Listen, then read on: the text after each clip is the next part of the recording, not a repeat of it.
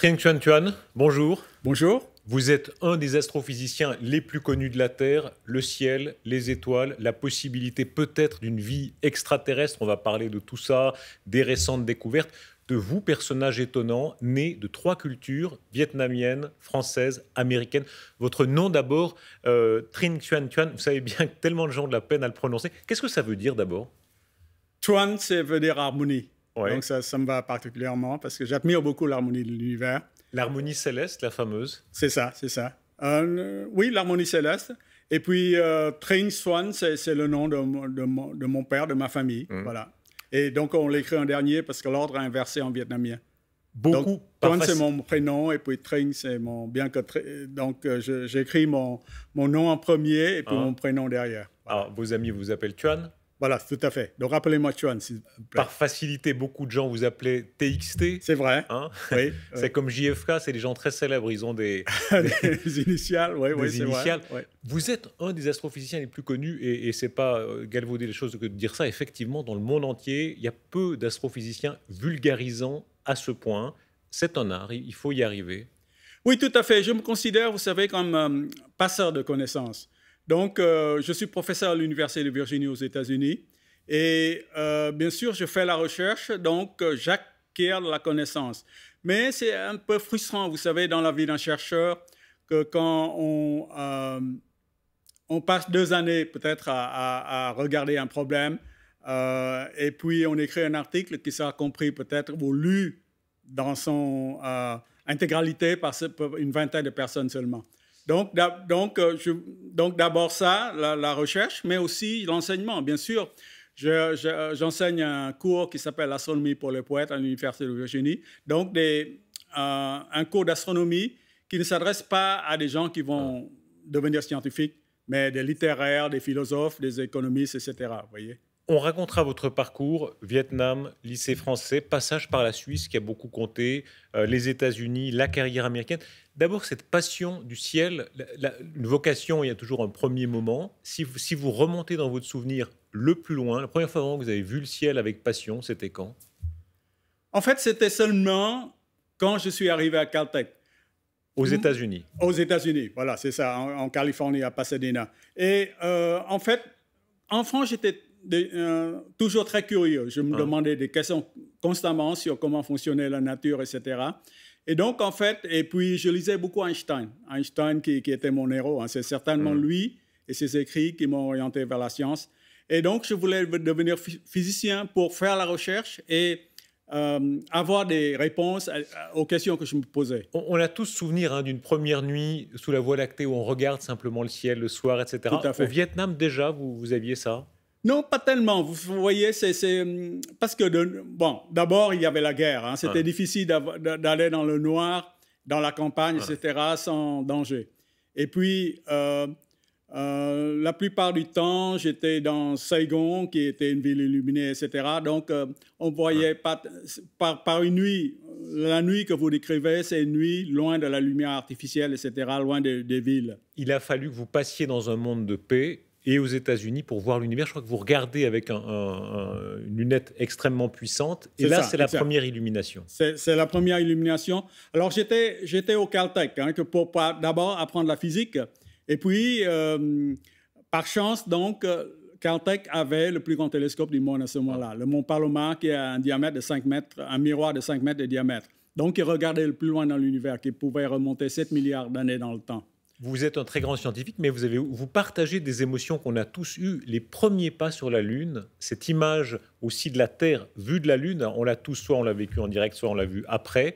Ça vous a énormément marqué. Tout à fait, tout à fait. Vous savez, 69, j'étais à Caltech à ce moment-là, et donc, bien sûr, le premier pas de Neil Armstrong sur la Lune m'ont profondément marqué. Et c'est certainement un des facteurs qui m'ont fait basculer dans l'astronomie. Voir la planète Terre de loin, on dit le point de vue de Sirius, c'était ça, voir de l'extérieur, ça vous a fait réfléchir.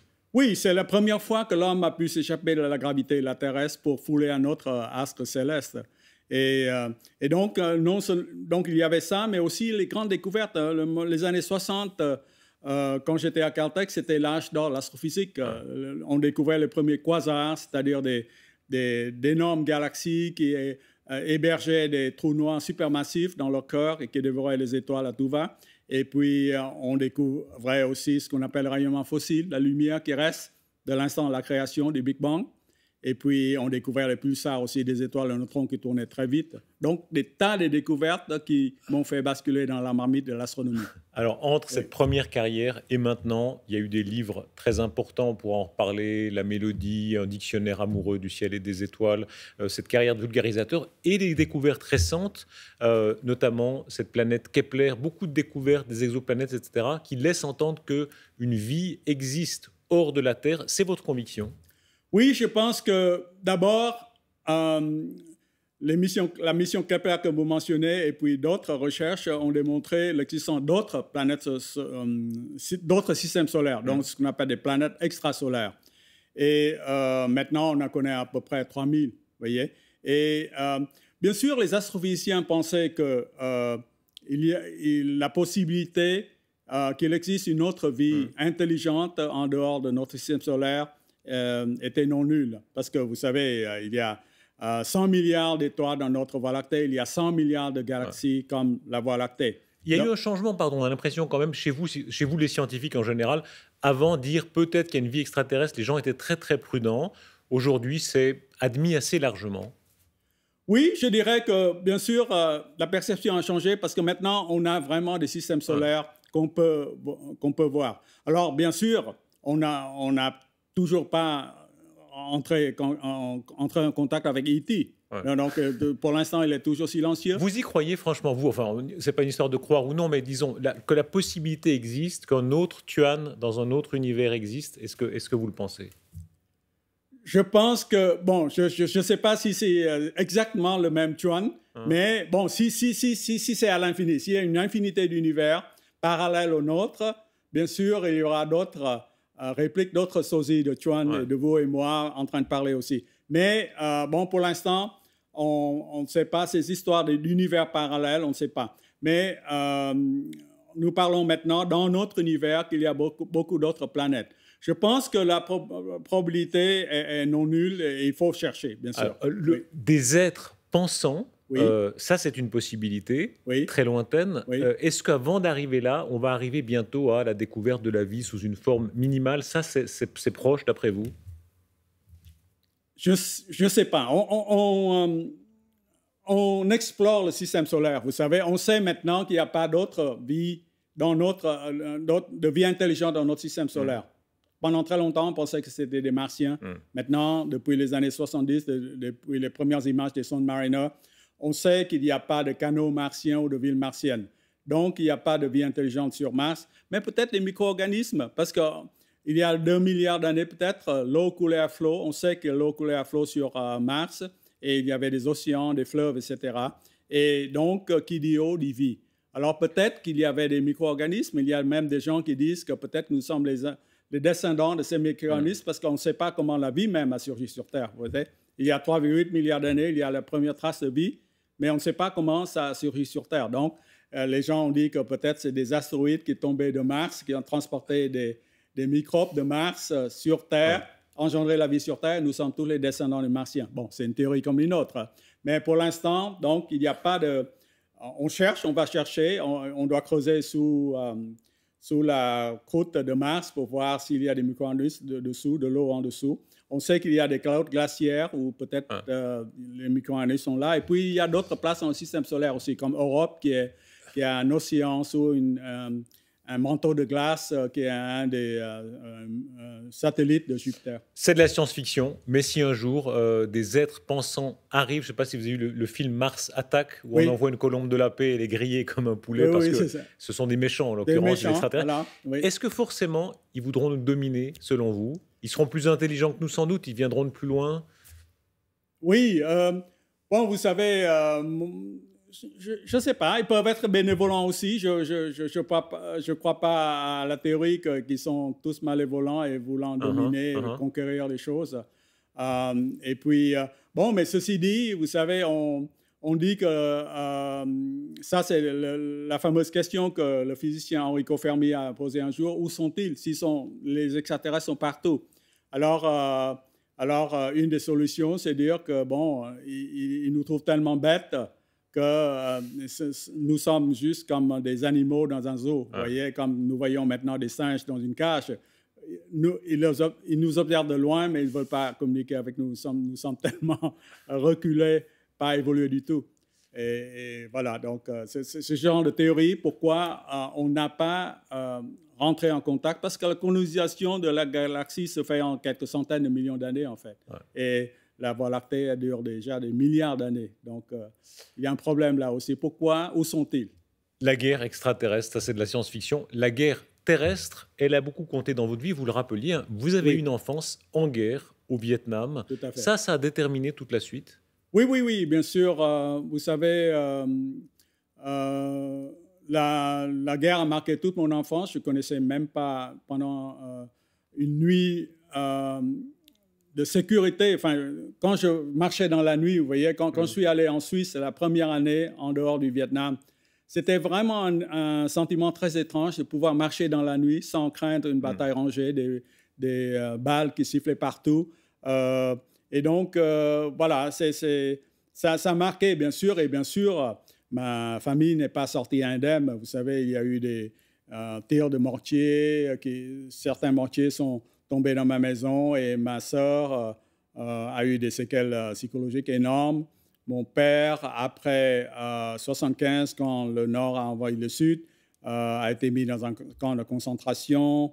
Il est presque mort et puis finalement, j'ai pu obtenir sa libération. Mais tout ça, ça a marqué profondément ma vie, bien sûr. Votre enfance, le français a beaucoup compté. Hein. Vous apprenez le français. Il y avait à l'époque des lycées français très, très actifs, plus que maintenant partout dans le monde. Il y en avait un. Oui, tout à fait. Le lycée Jean-Jacques Rousseau. Ouais. Oui. Ça a beaucoup compté aussi. Oui. La langue française, vous écrivez d'ailleurs en français. Tout à fait. C'est votre deuxième langue. C'est ça. Oui, mes collègues d'ailleurs, maintenant je vis depuis plus de 40 ans aux États-Unis. J'enseigne en anglais aux États-Unis. J'écris mes articles scientifiques en anglais, mais quand il s'agit d'idées d'écriture littéraire, je préfère le français parce que je sens mieux la langue. J'ai appris à l'aimer et à aimer les auteurs qui le pratiquaient enfant. Comment il faut vous imaginer, brillant sujet, alors vous étiez très fort évidemment dans les sciences, mais pas seulement, hein, la passion de la littérature déjà, de la métaphysique. Vous êtes bouddhiste. Oui, tout à fait. Une enfance bouddhiste, et c'était comment? Donc, c'était surtout la pratique, vous savez, le bouddhisme a imprégné toute la vie quotidienne. Donc, on allait prier Bouddha pour la nouvelle année, par exemple, pour demander prospérité et santé. Mais je ne connaissais pas très bien, en fait, je pratiquais, je récitais les sutras avec ma mère, mais je ne connaissais pas très bien la philosophie. Et la philosophie bouddhiste, je l'ai approfondie justement après, quand j'ai rencontré Mathieu Ricard. Et lui, il était un ex-scientifique, il était un ancien biologiste qui est devenu moine bouddhiste, donc il connaissait bien la science, mais aussi la philosophie bouddhiste. Donc, on a exploré la convergence ou la divergence des idées bouddhistes ou scientifiques dans un livre, d'ailleurs, ensemble. La vie hors du Vietnam, ça a d'abord été la Suisse. C'est là que vous avez passé, je crois, une année à peu près. Tout à fait, à l'école polytechnique de Lausanne. La première découverte de la Suisse, quand on vient d'un monde tellement différent, quel souvenir? C'est, vous dites la sécurité dans la nuit, hein, simplement voilà, marcher en sécurité. C'est ça. Quoi d'autre? Là, bien sûr, bon, il y a la prospérité matérielle, bien sûr. Bon, nous vivions dans un pays de guerre. Et puis, bon, moi, je pense en général, vraiment, le sentiment de liberté et de paix. Hein. Ça m'a profondément ému, toujours. Et puis, bien sûr, vous avez de très bonnes universités. Hein. Et donc, l'École polytechnique fédérale de Lausanne, vous êtes une publicité vivante pour cette école, puisque vous êtes passé par là. Voilà. La prospérité, l'abondance, les gens venant d'un monde communistes notamment, ont souvent été frappés à l'époque de découvrir l'abondance. Ça a été votre cas? Peut-être moins que les communistes, parce que bon, nous étions quand même dans le Sud, et le Sud, il y avait tout l'influx américain, matériel, etc. Mais moi, je dirais c'est surtout la paix, la sécurité et la connaissance. L'activisme occidental, quand on vient d'un monde asiatique, on a souvent dit, hein, il y a dans la logique de l'Occident cette suractivité dans tous les domaines. Est-ce que vous l'avez vécu comme ça?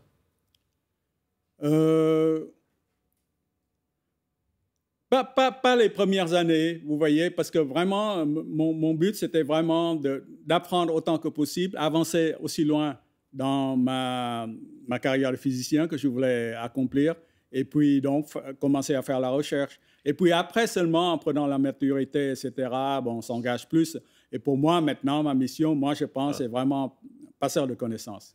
Voilà. Vous avez des attaches toujours en Suisse. Vous êtes ici invité par l'Université de Genève, par Yves Oltramar, qui est un de vos amis. Il y a beaucoup comme ça de points de liaison très forts ici. Oui, j'avais un oncle qui était ambassadeur du Sud-Vietnam à l'ONU jusqu'en 1975 d'ailleurs. Et puis il n'a jamais quitté la Suisse non plus. Oui.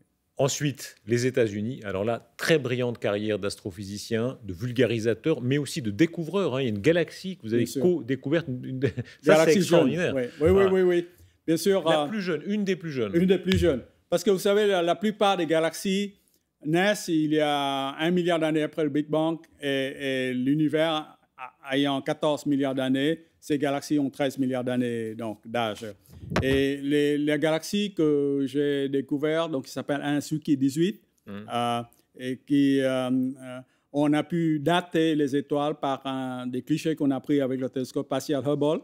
Et on a découvert que l'âge de ces étoiles, c'est l'ordre de 1 milliard d'années seulement. Donc, ce sont des bébés galaxies comparées aux galaxies plus mûres qui se sont formées il y a 13 milliards d'années.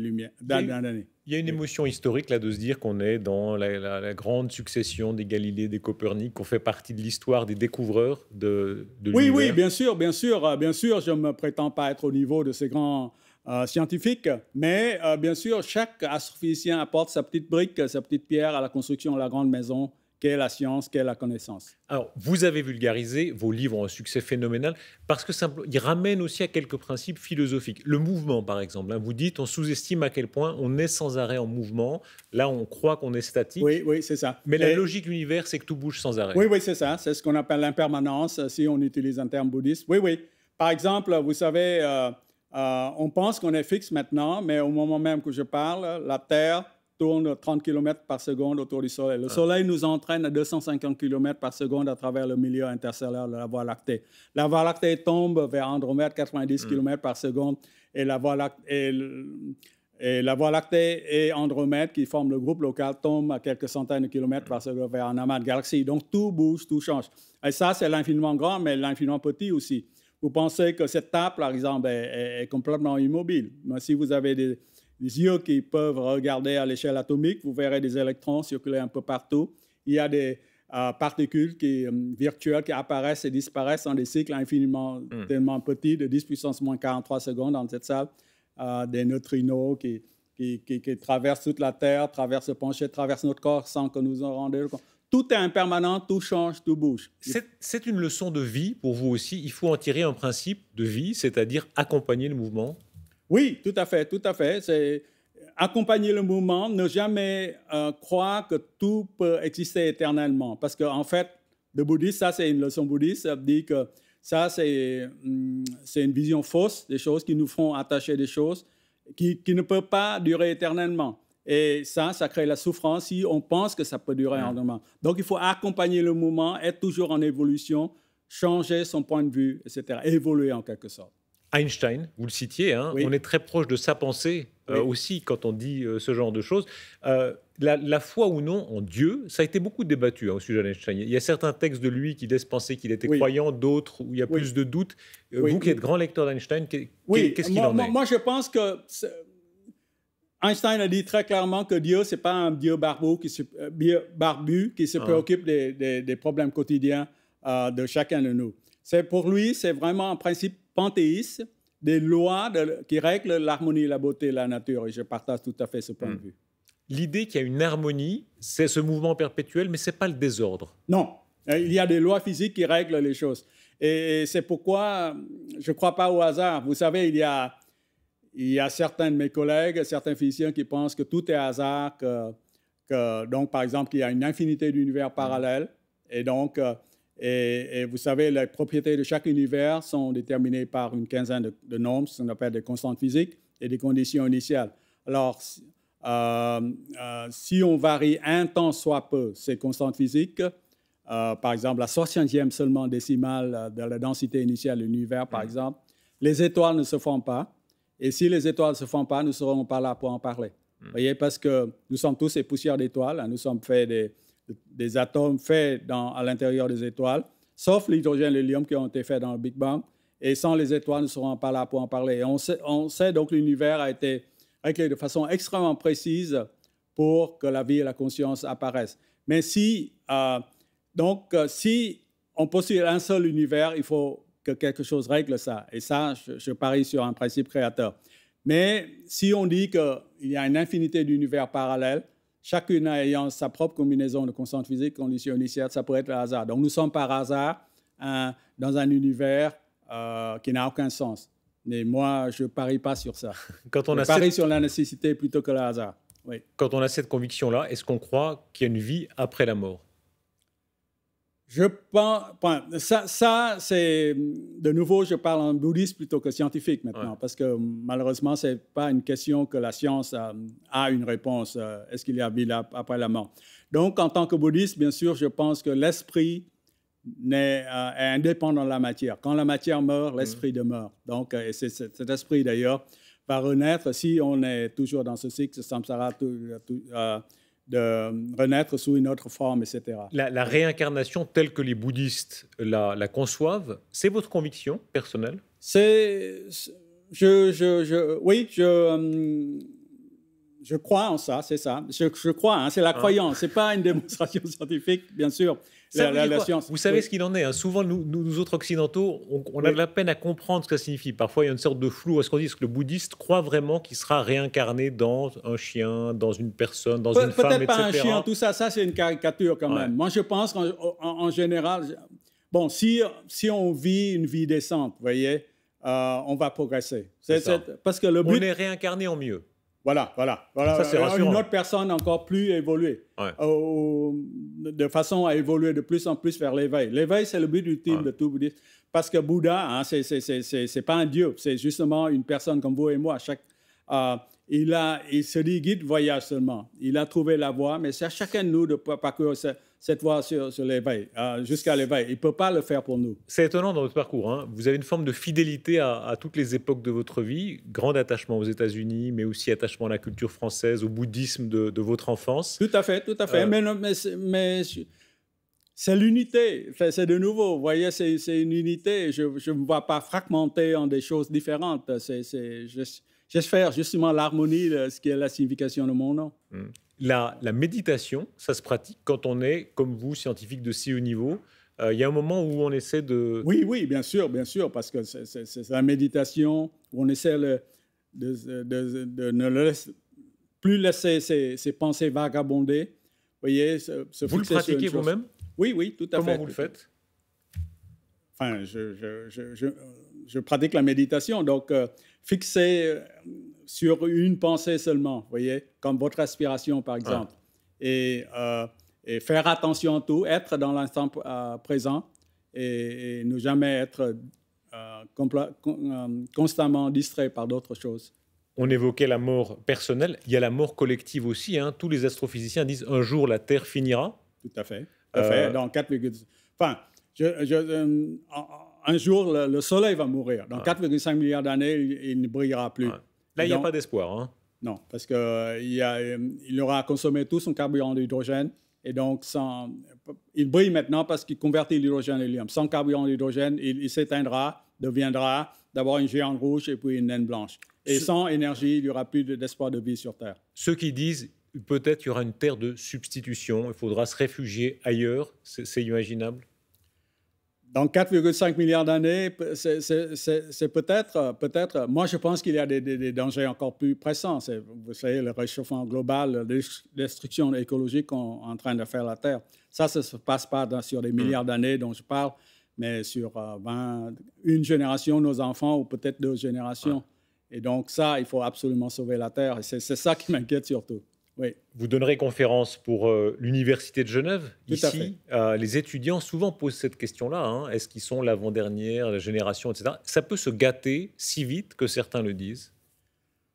Je pense que si nous ne modifions pas notre mode de vie actuel, oui. Parce que, vous savez, tous les rapports scientifiques, enfin 99,9% des rapports scientifiques disent que un réchauffement global de plus de 2 degrés centigrades vers la fin du siècle va faire la Terre invivable. Les eaux vont monter, inonder tout, et puis ça va devenir, enfin, les étés vont devenir de plus en plus chauds, les hivers de plus en plus froids, les extrêmes, les ouragans de plus en plus extrêmes. En fait, ça va devenir, on voit déjà un peu ce qui se passe, le dérèglement climatique.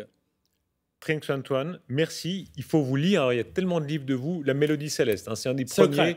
La Mélodie secrète, pardon, c'est celui qui a le plus marqué. Aujourd'hui, il y a le Dictionnaire amoureux Dictionnaire amoureux du ciel et des étoiles. Hein? Et puis le livre avec Mathieu Ricard le rapport entre la science et le bouddhisme qui s'appelle L'infini dans la paume de la main. Et puis, bon, si vous vous questionnez sur l'infini, désir d'infini, et puis un de mes ouvrages qui va paraître cet automne, c'est sur le vide, mais le vide plein.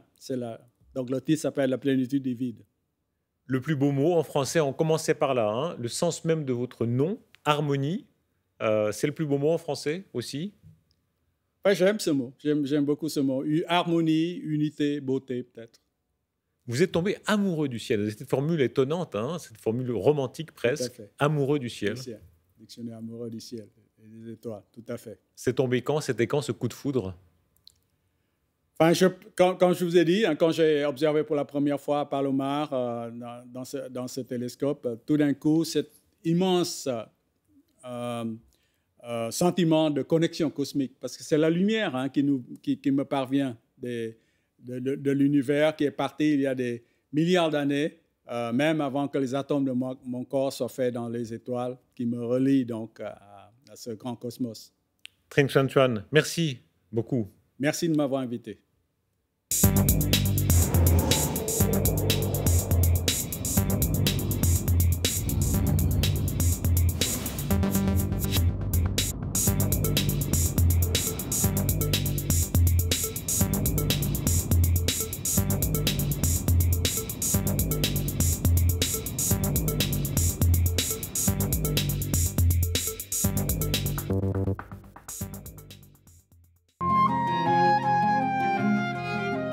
Pardonnez-moi